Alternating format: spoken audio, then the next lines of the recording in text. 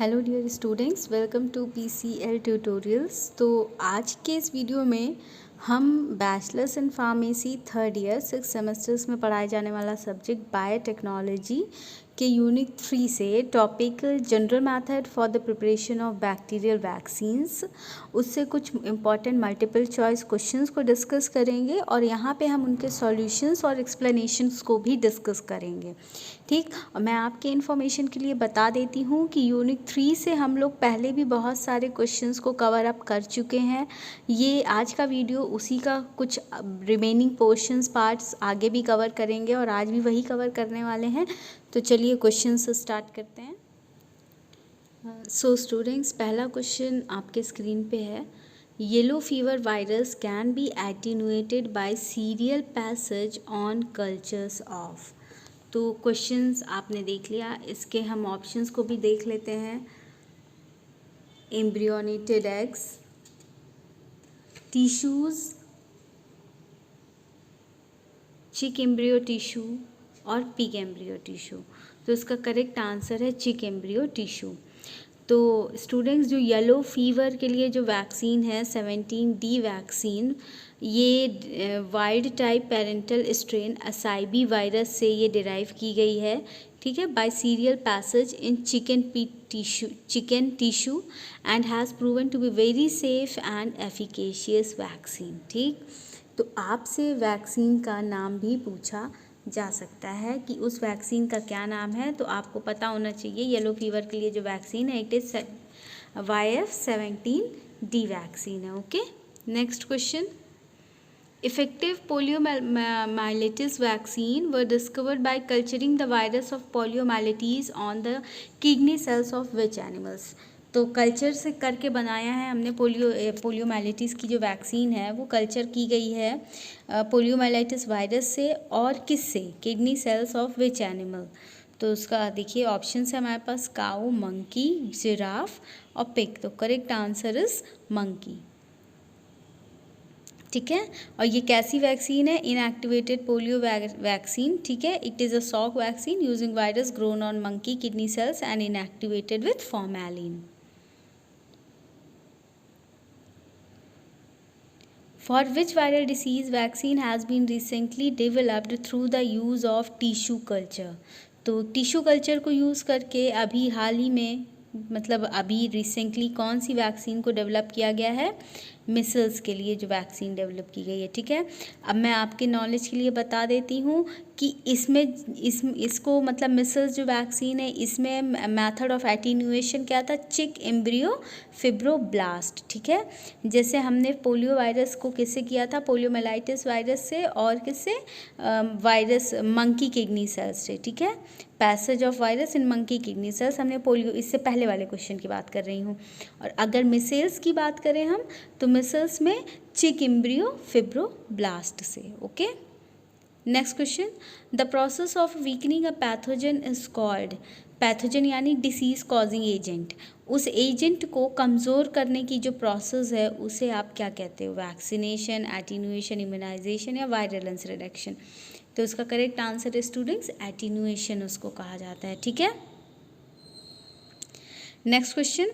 Plasmids encoding antigenic protein from a pathogen that is directly injected into the cells where it excretes constitute।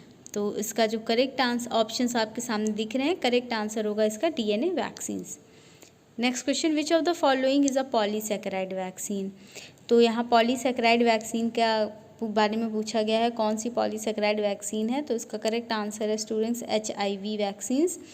तो ये एक unique type की vaccines होती हैं polysaccharide vaccines. ठीक है, inactivated sub unit vaccine which is composed of a long chain of sugar molecule that make up the surface capsule of certain bacteria.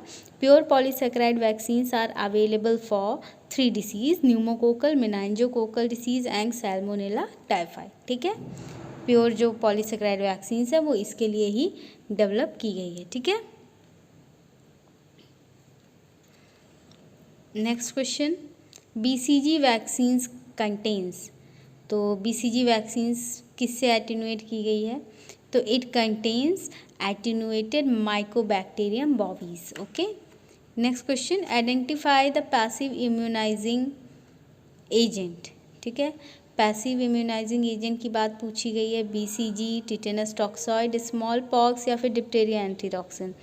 तो जो पैसिव इम्यूनाइजिंग एजेंट है it is diphtheria antitoxin. ठीक है, अभी आपके दिमाग में ये क्वेश्चन आ रहा होगा कि टॉक्साइड्स क्या होते हैं, टॉक्सिन्स क्या होती हैं। ठीक है, तो मैं आपको बता देती हूँ कि टॉक्साइड्स क्या होते हैं। Toxoids are nothing but these are the immunological preparation which gives protection against disease caused by some toxigenic strains. Okay, इसको हम टॉक्साइड्स कहते हैं। ठीक,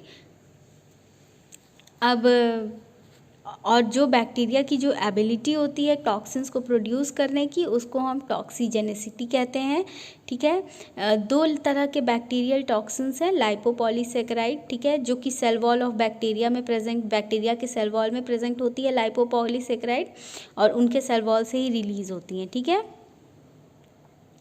और जो दूसरी तरह की है the cell associated toxins are refers to as endotoxin, जो सेल टॉक्सिन्स से एसोसिएट होते हैं, जो सेल्स टॉक्सिन्स को रिलीज़ करते हैं उसको हम एंडोटॉक्सिन्स कहते हैं।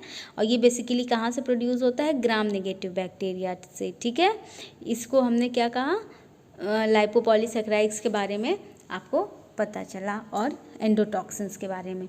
अभी आप एक क्वेश्चन आपके दिमाग में ये भी आ सकता है कि पैसिव इम्यूनाइजेशन क्या होता है। तो पैसिव इम्यूनाइजेशन वो प्रोसेस होती हैं जहाँ पे पर्सन को एंटीबॉडी या लिम्फोसाइट्स किसी ऐसे पेशेंट से निकाल के दी जाती है, ऐसे पर्सन से निकाल के दी जाती है जो किसी दूसरे के इम्यून सिस्टम से बनाया गया हो। ठीक है, मतलब कि जो एंटीबॉडी मान लीजिए मैं हूँ और आप हैं, तो जो एंटीबॉडी मेरे अंदर डाली जा रही है, मेरी बॉडी में इंजेक्ट की जा रही है, वो आपकी बॉडी से निकाली गई हुई है। ठीक है, आपके इम्यून सिस्टम ने उसको बनाया गया है और आपके इम्यून सिस्टम ने उसको खुद से बनाया है, that is called the active immunization. ठीक है, आपके सिस्टम ने उसको खुद से बनाया है, उसको एक्टिव इम्यूनाइजेशन कह रहे हैं, और मेरे अंदर आपका बनाया हुआ सिस्टम को इंजेक्ट कर रहे हैं, तो that is passive immunization. Okay, तो इसका जो ऑप्शन है diphtheria antitoxin.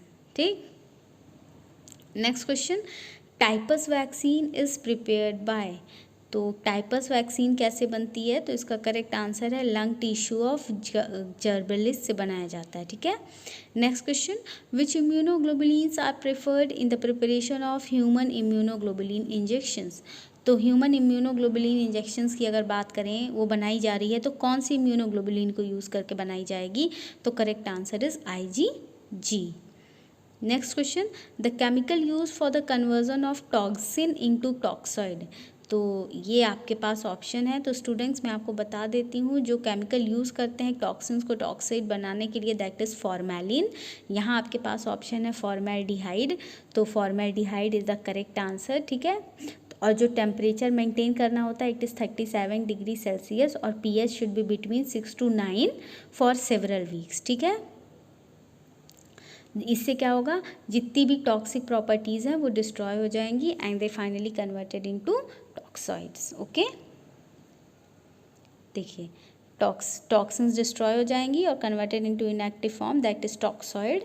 It is an inactive toxin. ठीक है, whose toxicity has been suppressed either by chemical formalin और हीट ट्रीटमेंट, जबकि अदर प्रॉपर्टीज़ को रिटेन करते हैं। ठीक है, समझ में आया। यहाँ मैंने आपको बता दिया है, अभी अभी जो मैंने बोला वही चीज़ें लिखी हुई हैं कि टॉक्सिन्स तो ऐसी चीज़ होती है जिसमें टॉक्सिसिटी प्रेजेंट है, वो जहर है, लेकिन जो टॉक्साइड में हम उसको कन्वर्ट कर रहे हैं उसकी जो टॉक्सिसिटी है वो ख़त्म करके बाकी सारी प्रॉपर्टीज़ उसमें प्रेजेंट हैं। ठीक है, तो टॉक्सिन क्या हुआ, हार्मफुल सब्सटेंस हुआ। ठीक है, next question, exotoxins contain the following properties except. तो exotoxin thermostable, enzymatic in nature, highly toxic और डिफ्यूजिबल एंड सॉल्युबल। तो एक्सोटॉक्सिन्स की अगर यहाँ बात कर रहे हैं तो दे आर नॉट थर्मोस्टेबल। ये 60 से 80 डिग्री सेल्सियस पर जा कर के एक्सोटॉक्सिन क्या हो जाते हैं, डी नेचर हो जाते हैं। ठीक है, डी नेचर हो जाते हैं। जबकि अगर हम एंडोटॉक्सिन की बात करें तो एंडोटॉक्सिन 250 डिग्री सेल्सियस तक स्टेबल रहते हैं। और एक्सोटॉक्सिन क्या होता है, ठीक, ये ऐसे बैक्टीरिया से सिक्रीट होता है, प्राइमरीली जो किससे बने होते हैं, प्रोटीन से, ठीक है। और अगर एंडोटॉक्सिन की बात करें तो ये ग्राम नेगेटिव बैक्टीरिया को जो लाइपोपॉलीसेकेराइड पोर्शन होता है, ठीक है, उसको हम एंडोटॉक्सिन्स कहते हैं। बैक्टीरिया के अंदर से निकलता है, दैट इज़ लाइपोपॉलीसेकेराइड पोर्शन, ठीक है। और एक्सोटॉक्सिन की बात करें तो बैक्टीरिया जो कि मेनली प्रोटीन से बने हुए होते हैं वहाँ से सिक्रीट होता है, ठीक है। और अगर एक्सोटॉक्सिन की बात करें तो ये इसके जो सोर्स होते हैं ग्राम पॉजिटिव बैक्टीरिया होते हैं, और एंडोटॉक्सिन की बात करें तो सोर्स होता है ग्राम नेगेटिव बैक्टीरिया, क्योंकि उन्हीं के सेल वॉल पर लाइपोपॉलीसेकेराइड्स प्रेजेंट हैं, ठीक है। बात सारी समझ में आ रही है। एक्सोटॉक्सिन जो इम्यून रिस्पॉन्स प्रोवाइड करेगा वो स्ट्रॉन्ग होगा, जबकि एंडोटॉक्सिन जो इम्यून रिस्पॉन्स प्रोवाइड करेगा वो कैसा इन नेचर होगा, वीक इन नेचर होगा।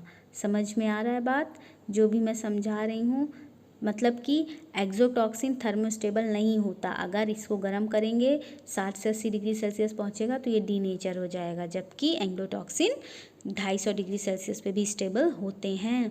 अगर एग्जाम्पल की बात आपसे पूछता है तो ध्यान से मेरी बात को आप सुनिएगा। एक्सोटॉक्सिन्स की अगर एग्जाम्पल की बात कर रहे हैं तो इसका एग्जाम्पल होता है स्टेफाइलोकोकस ऑरियस, ठीक है, जो कॉलेरा का होता है विब्रियो कॉलेरी, एंथ्रैक्स का जो बैक्टीरिया होता है बैसिलस एंथ्रेसिस, ये सब एक्सोटॉक्सिन्स हैं। लेकिन अगर एंडोटॉक्सिन की बात करें तो आपके मुंह पे हमेशा एक बैक्टीरिया का नाम रहता है ई कोलाई, वो एंडोटॉक्सिन का एग्जाम्पल है, ठीक है। सैल्मोनेला टाइफाई, ये एंडोटॉक्सिन्स के एग्जाम्पल्स हैं, ठीक है।